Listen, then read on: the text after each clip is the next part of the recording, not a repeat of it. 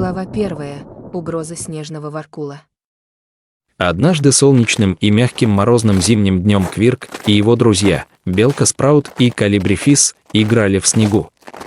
В их маленькой деревне снежные дни были прекрасной возможностью для трио слепить снежных ангелов, построить снежные крепости и поиграть в снежки. Пока они наслаждались времяпрепровождением, к ним подошел старейшина из деревни с выражением беспокойства на лице.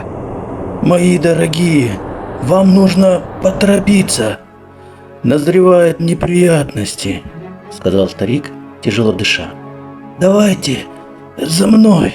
Троица последовала за старейшиной на деревенскую площадь, где уже собралась большая группа обитателей леса.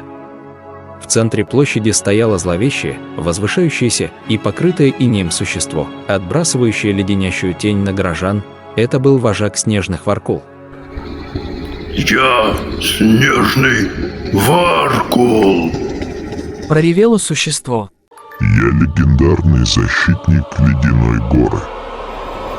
Ваша деревня забрала слишком много ресурсов из моего королевства, и пришло время вам заплатить. Если вы не найдете способа отплатить мне дань и восстановить баланс в течение 3 дней, я похороню вашу деревню в вечной метели». Старейшины собрались и решили, что нужно дать отпор воркулам и вступить с ними в бой. Была великая битва между обитателями Снежной горы и жителями Веселого леса. Квирк и его друзья создали заградительные щиты из магических шаров, преграждающие путь в Веселый лес со стороны врага. Глава 2. Поиски кристалла иния. Квирк и его друзья были в ужасе, но они знали, что не могут позволить своей деревне страдать. Они решили отправиться в трудное путешествие к Ледяной горе, чтобы найти легендарный кристалл иния, который, по слухам, восстановит мир между снежными воркулами и жителями Веселого леса. Старейшина верил, что, подарив этот кристалл снежному воркулу, он умилостивит его и остановит вечную метель. Путешествие было наполнено коварными ледяными пещерами, узкими тропинками, леденящими ветрами и голодными хищниками.